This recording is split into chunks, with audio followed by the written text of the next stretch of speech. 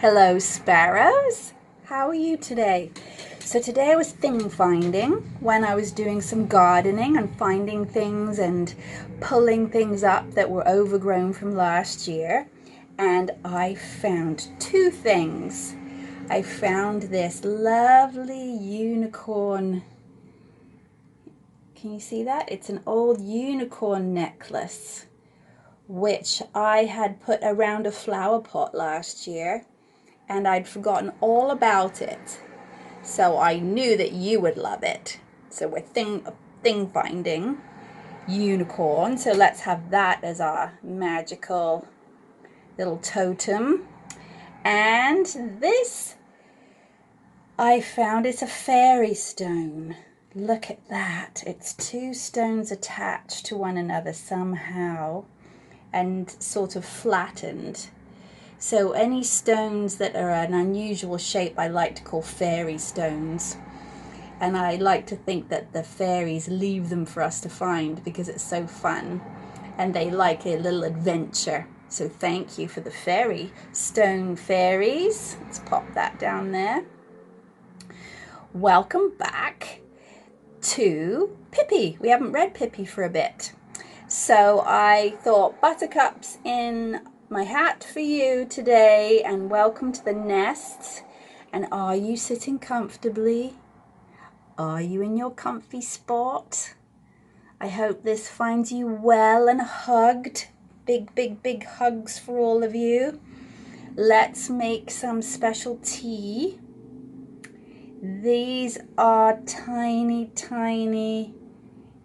there we are, tiny little cups, tiny little clay cups that were amongst all of the buttons and beads and things that we have in the nest. So I thought we'd use these for our thimble tea today. What kind of tea? We should just have buttercup tea. And what else might we put in buttercup tea? How about the buzz of the bees? And a little spoon of honey just to sweeten it up. Oh, stir it up. Let's stir it up with a unicorn horn. Stir. Thank you, unicorn. How useful is that horn for stirring tea? Who knew? Cheers. Here's buttercup tea for you. Buttercup tea for me. Oh, the magic of the unicorn horn. Thank you for that delicious tea. I have my already I'm having trouble speaking. More tea. That's it. Storytelling wish. We have that. We have laser duck. Laser duck has been flying around on the lake somewhere. And we have some beautiful violets in this gorgeous little vase that my friend in Spain made for me. Thank you, Alex. I love it. And we're all together. This is a very fun chapter, all about Pippi inventing a word. I think she might do that every day, but she invents a word in particular. Let's blow our hugs and love anywhere around the world, wherever it needs to go, over the top of the sound of those noisy trucks going by outside. Away on a bird song, love and hugs to whomever needs them anywhere in the world, from us sparrows to all of you out there. Okay, you got your tea, you're sitting comfortably, we've sent hugs and love, we're all ready to go. So one morning, Tommy and Annika came skipping into Pippi's kitchen as usual, shouting, "Good morning, good morning." But there was no answer. Pippi was sitting in the middle of the kitchen table with Mr. Nielsen, her monkey, in her arms and a happy smile on her face. Uh, Good morning, Pippi, said Tommy and Annika again. But Pippi was just dreamily drifting away in her mind. And finally she said,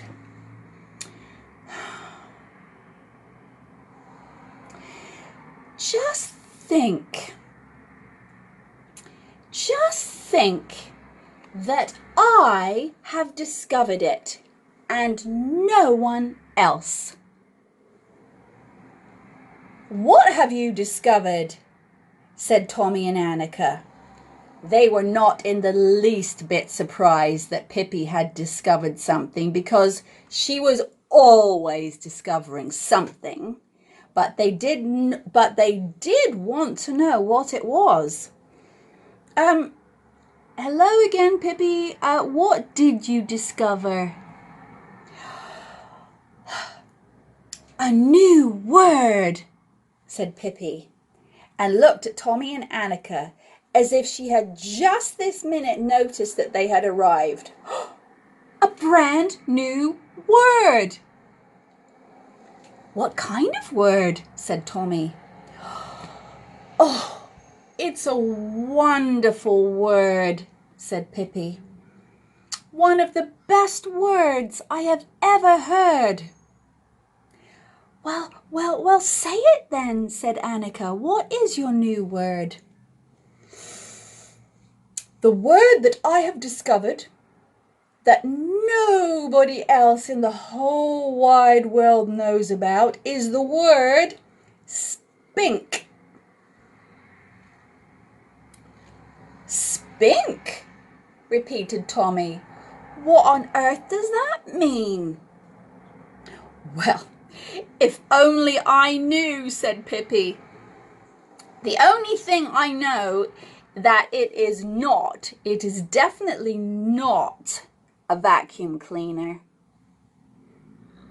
Tommy and Annika thought for a while, and finally Annika said, Pippi, if you don't know what that word means, then how do you know that it's a word?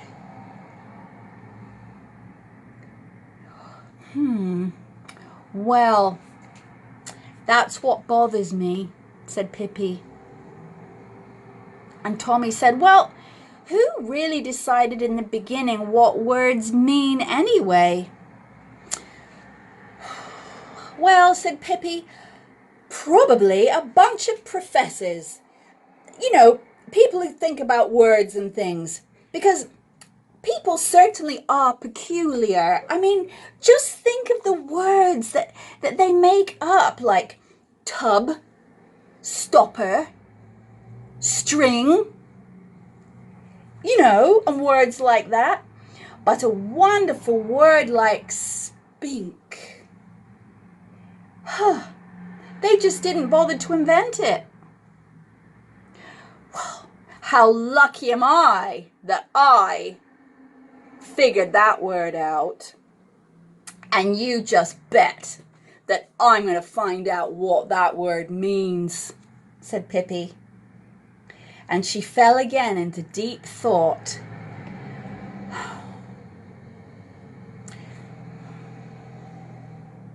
Well, spink, I wonder if it might be the top part of a blue flagpole, said Pippi. Pippi, flagpoles aren't always blue, said Annika. Well, you're right, said Pippi. Well then, I really don't know. Or do you think it might be, the sound you hear when you walk in the mud and it gets between your toes? Let's hear how it sounds. As Annika walked in the mud, just a second, said Pippi. Let's try this word out in a sentence. As Annika walked in the mud, you could hear the most wonderful spink. No, no, not quite right. That's no good. You could hear the most wonderful trip, slurp, but not Spink, said Pippi. Oh, this is getting more and more mysterious. But whatever it is, I'm going to find out, said Pippi. Maybe it can be bought at the shops. Come on, let's go to the shops and ask. Well, Tommy and Annika were always up for an adventure with Pippi, so off they went. Pippi went to look for her purse, which was full of gold pieces. Spink, she said, it sounds as if it might be expensive. I'd better take 2 gold pieces with us, just in case. And she did. And as usual, Mr. Nielsen jumped on her shoulder. Then Pippi lifted the horse down from the porch horse, and off they went. Well, we're in a hurry, she said to Tommy and Annika. Let's ride the horse. Let's ride the porch horse, because otherwise there might not be any Spink left when we get there. And it wouldn't surprise me if the mayor already bought the last one. When the horse came galloping through the streets of the little town with Pippi and Tommy and Annika on his back, the children heard the clatter of his hoofs on the cobblestones, and they happily waved to all the people who came running out to watch them gallop by. Excuse me, Pippi, said Annika. We're galloping awfully fast. Are we going to ride past the shops? Where are we galloping to? Well, I'm going to buy a Spink from the Spink shop, said Pippi, and she brought the horse to a sudden halt, and the children looked puzzled. We're in front of a candy shop, Pippi, they said. Well, I know, said Pippi. Come on, hop off the horse. Let's go and buy a Spink in the candy shop, said Pippi.